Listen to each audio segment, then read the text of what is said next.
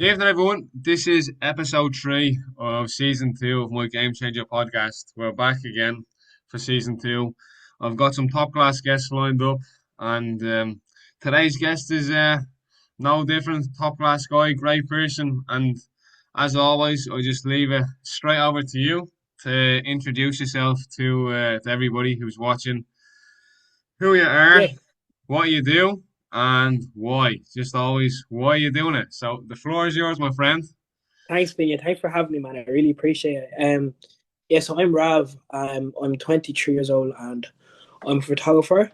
And the reason why I started was the main reason was because I was doing obviously a lot of media work with like Waterford FC Academy, and I've done a lot of my own stuff as well throughout the years. And I thought photography would be like the next step in elevating my social media. Nice, nice, nice. And I mean, I'm sure we would have passed each other. I'm sure we would have met each other when we were in college. But I mean, just talk to us sort of how we originally met, sort of how our relationship grew, and just everything about with every sort of little ideas that we've given each other over the time that we've met and since.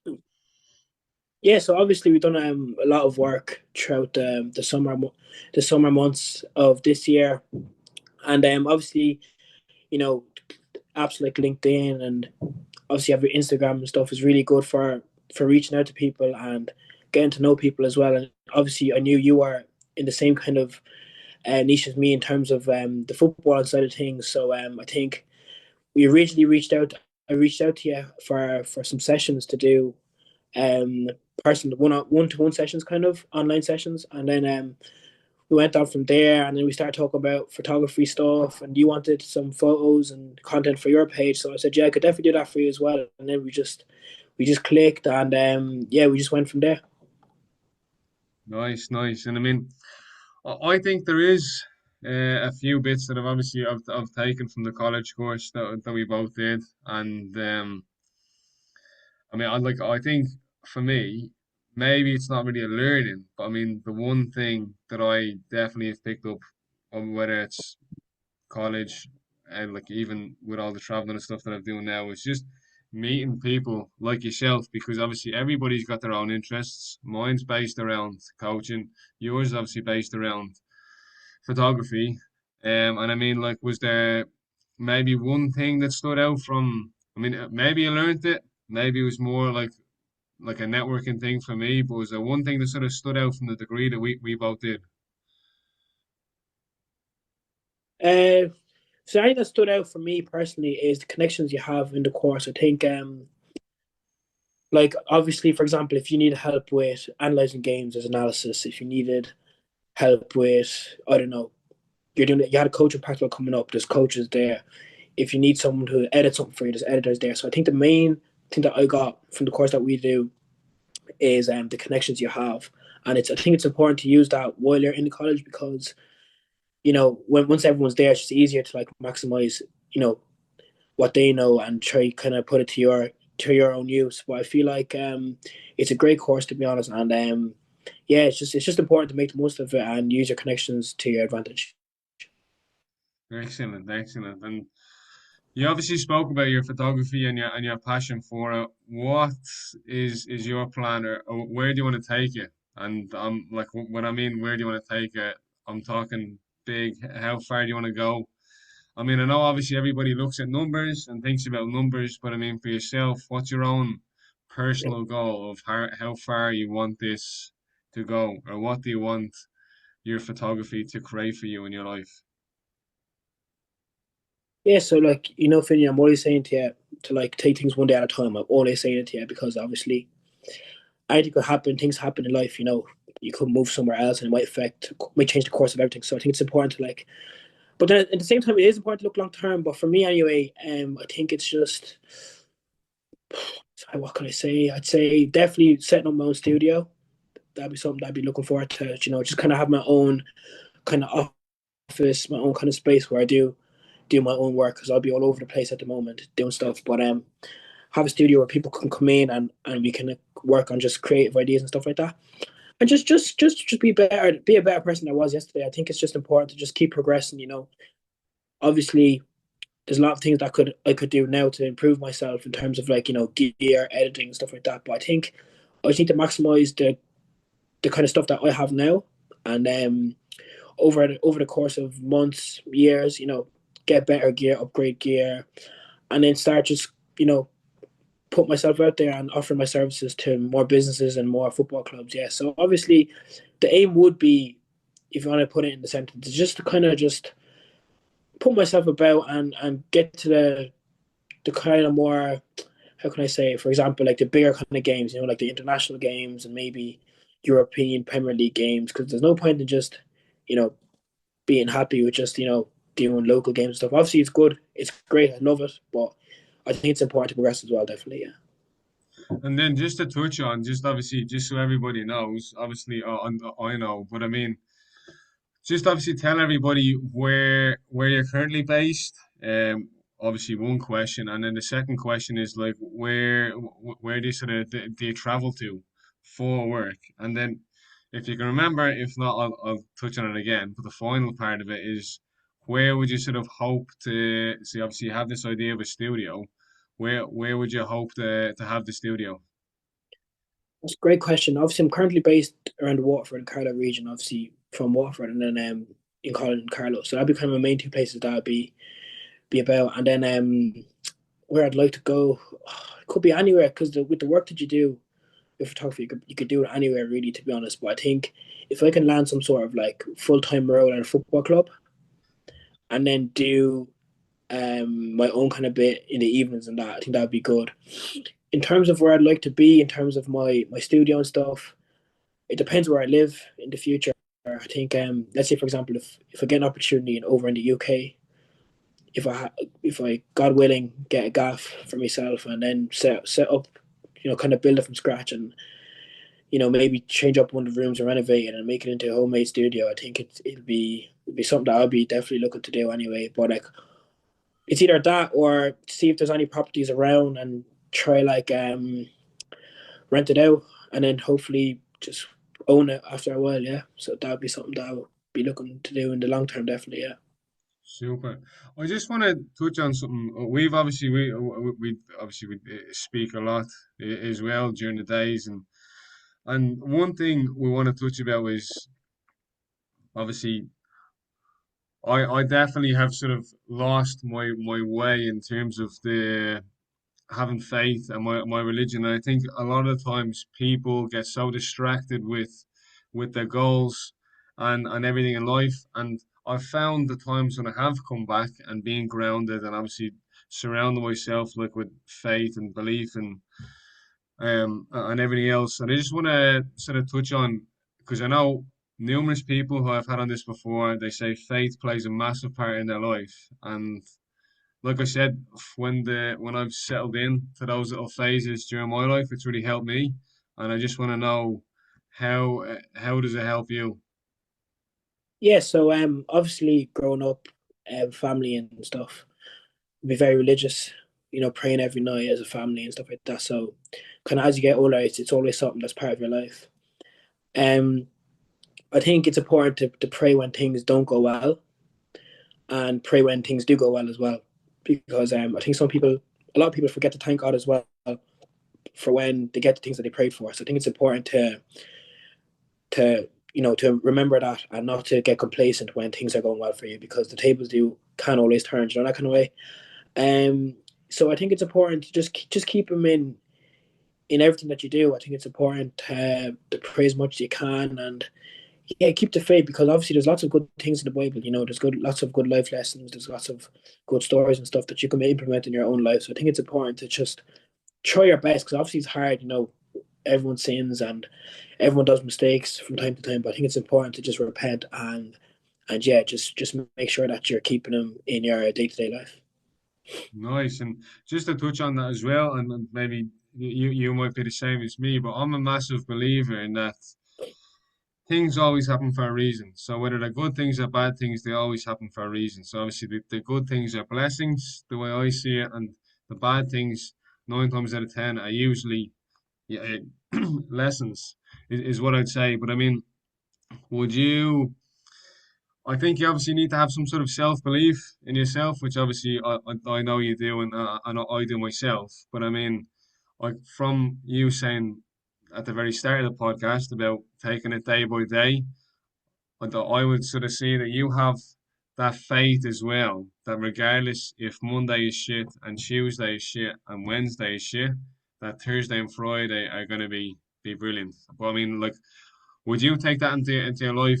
Just say looking into 2026, would you have faith that something good is going to happen or big is going to happen in 2026? Yeah, I think I'll be honest with you, I don't really like some people like look at the new year and be like, okay, new year to get going, or 2026. I think it's important to just not think about the years and that too much, because I think some people go, oh, 2026 when January hits, oh yeah, I'm gonna start doing this, start doing that, start doing this, start doing that, and then it comes, and then they just kind of just go back to their old habits. I think it's just important to just maintain good quality in everything that you do, and then just bring it into your new year naturally. I think sometimes we get carried away with like looking into the new year or new year, new me, and all that kind of stuff. I think it's just to answer your question. I think yeah, everything does happen for a reason, but I feel like if you just control what you can, things will go your way.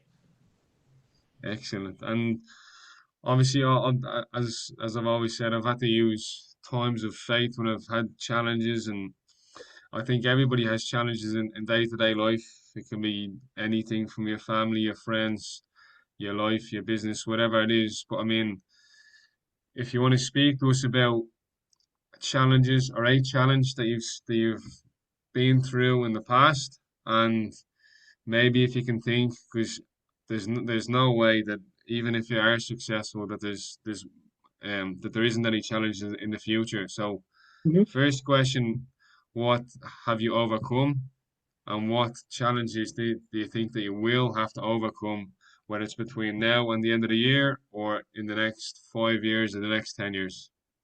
Well, challenges that I've had to overcome, when I obviously started doing photography, obviously I would have liked a bit more help in regards to like people that are already in the game.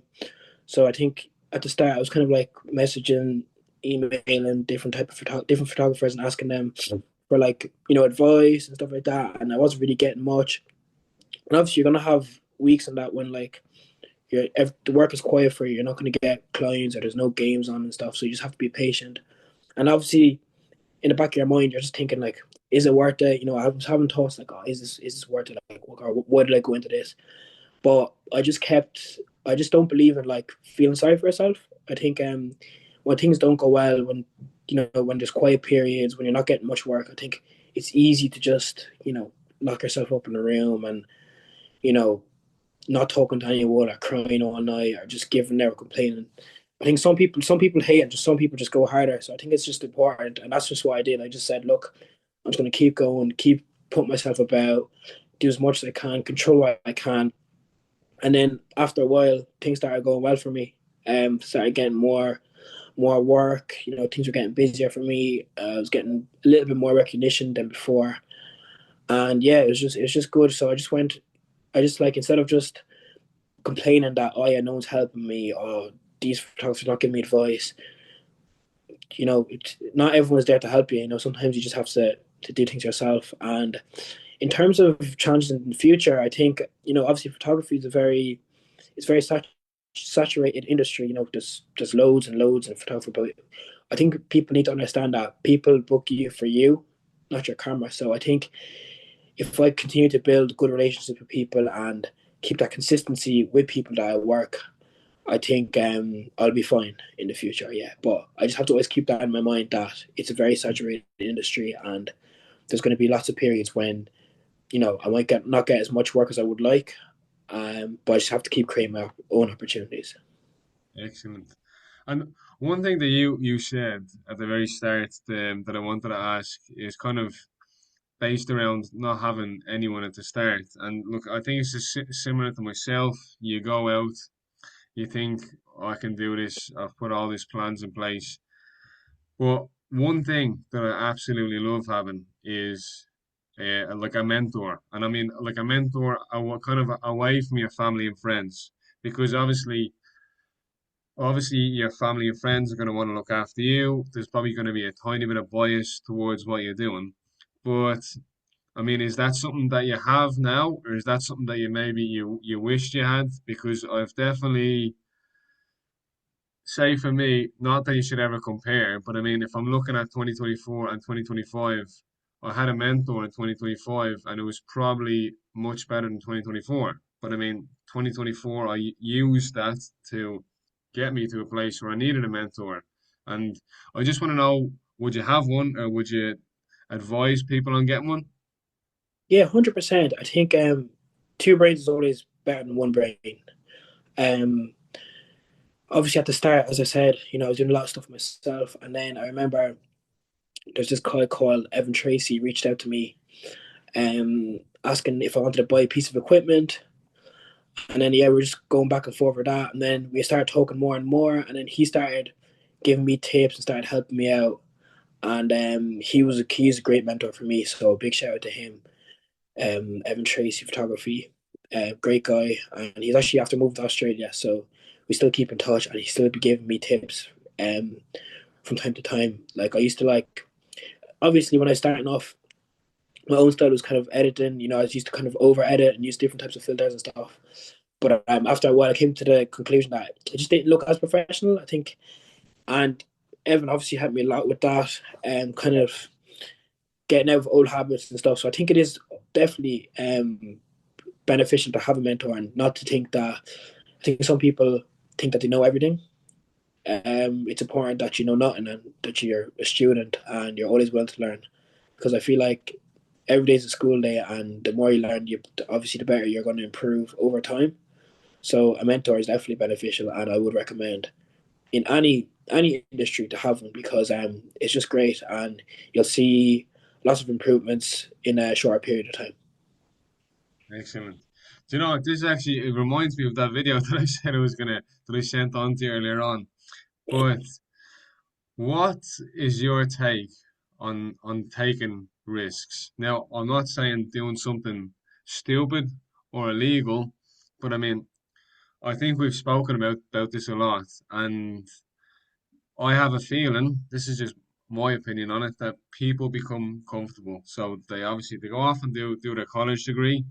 I would even say that the sport industry in the industry in general, whether it's football, rugby, uh, Gaelic, whatever it is just saturated with so many people because every year there's thousands of people coming out of college with similar degrees to us, maybe even similar grades to us, and there's so many people who end up doing stuff totally unrelated to their job.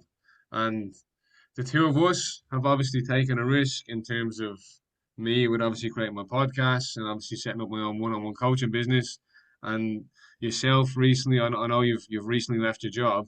I mean this sort of comfort zone, secure job that you have. But I mean, talk to me about how you sort of came to making that decision and obviously taking that risk because so many people would just say, right, fine, I'm making an income here. I'll do this photography on the side, and if it takes off, it takes off. But I mean, you've intentionally gone off and said, I'm not working for you. I'm going to go work for me and focus on me and what I want to create with my photography. Yeah, so obviously I think it's really important to take risks. I think if you don't take the risk, you lose the chance. I think that's very important for me to remember that. Um, and obviously, comfort is a cage. You just have to do hard things, because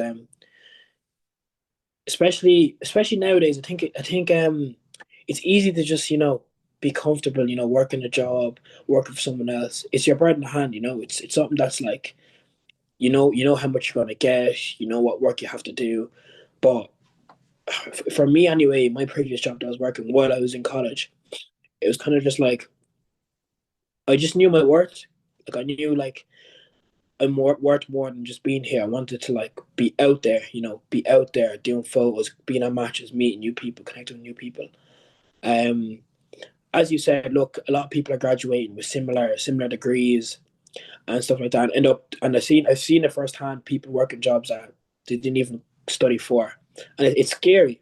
And a lot of those people do have talents that they have, and they do have skills that they could probably start their own business and stuff. But like as you said, some people just get too comfortable and they just don't want to take the risk. But I think it's very important to take risks.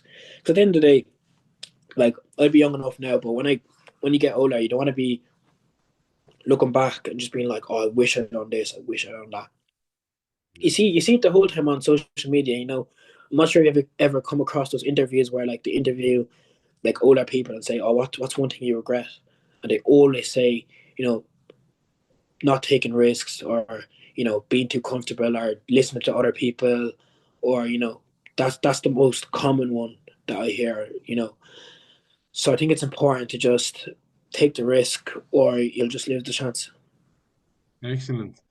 And is there any advice that you maybe you've picked up in the last couple of years that you give to yourself starting out, or just any advice you'd give to other people who are starting out in the photography industry? Because I sort of, I think, I mean, advice can be, for me, can be a bit hit and miss because some people, like you say, are going to have this negative impression or they're going to have this regret in life. And I think sometimes people ask, just say, for example, you ask your parents for advice, but they're not doing what you're doing. They had a totally different job and worked in a totally different industry. Now, they can obviously give you advice, but I would, if I was to go off and ask somebody for advice, I would make sure that they worked in the industry, did something similar to what I'm trying to create, rather than there's no point me going off and talking to a doctor and asking him what should I do. He's obviously in the health industry and doing his surgeries and everything, and obviously I'm in the complete opposite industry. But yeah, just sort of what is your thoughts on advice, and what would you say to yourself starting off to make sure you do this and whatever it'll be better or easier? Yeah, I think when you're starting out anything, people are going to have a lot to say. There's a saying, when you're a gladiator in the fight, the spectators are always going to talk.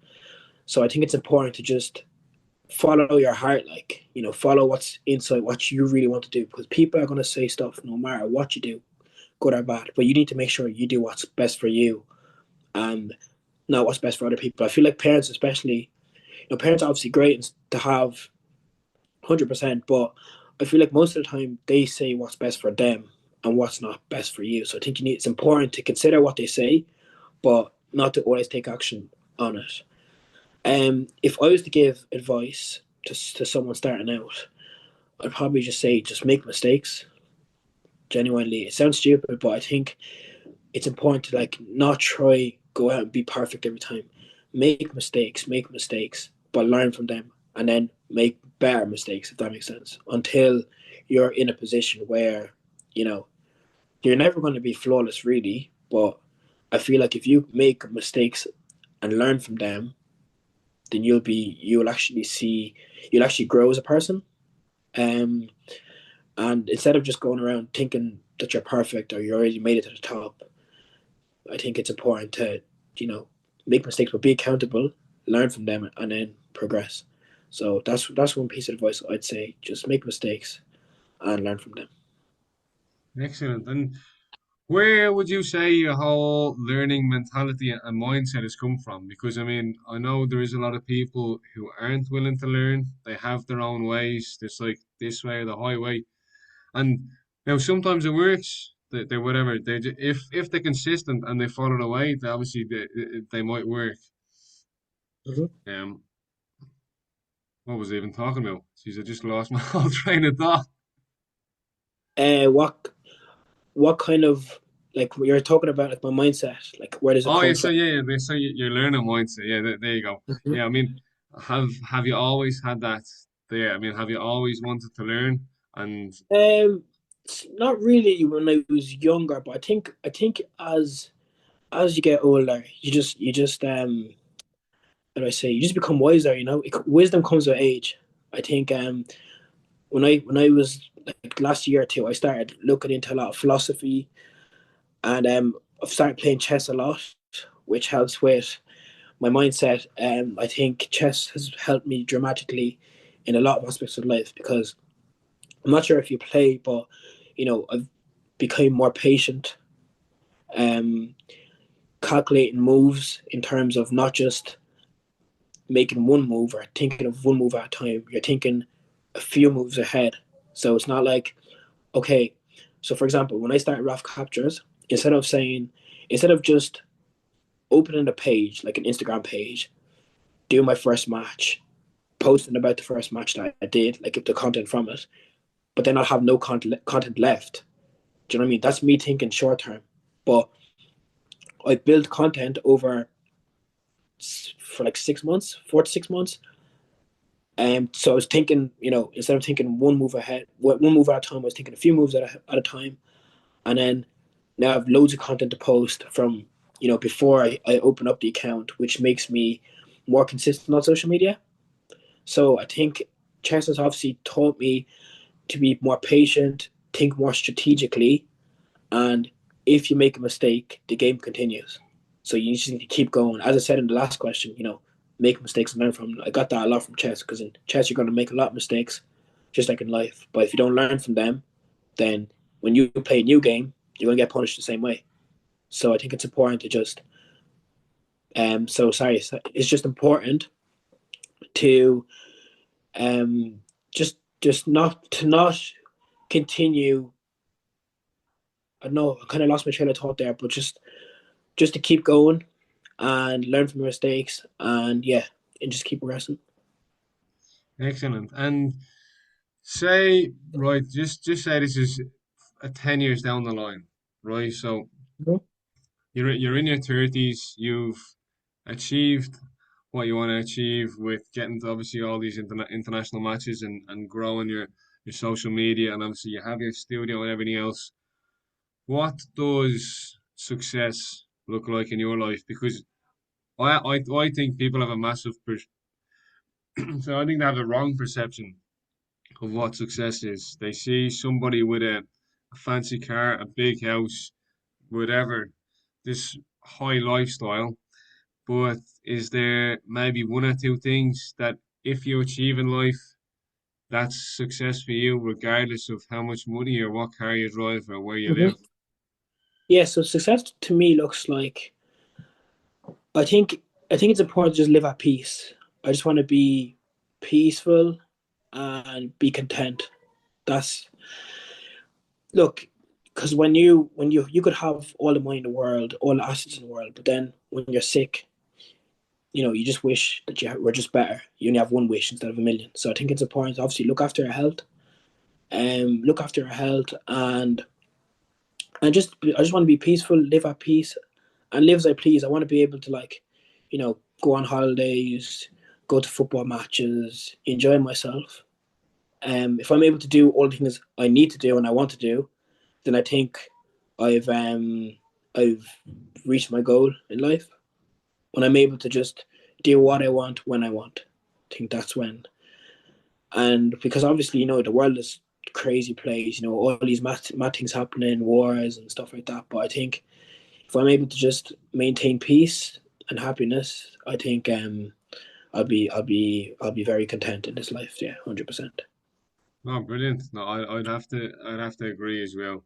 I mean, don't get me wrong. I think obviously everybody wants money because, I mean, not unfortunately, but I mean that's the way it is. Money does make the world go round. But I mean, Mm-hmm. I think if people have a happy home, a peaceful home, loving, caring family, and they have this freedom to do what they want, and it's based around their passion that they like. That's success and achieving success. And I actually I think myself, and I mean I don't know if you'd agree, but I think sometimes people achieve this a lot sooner than they realize because they wait for that big massive check to come through the post or to come into your bank.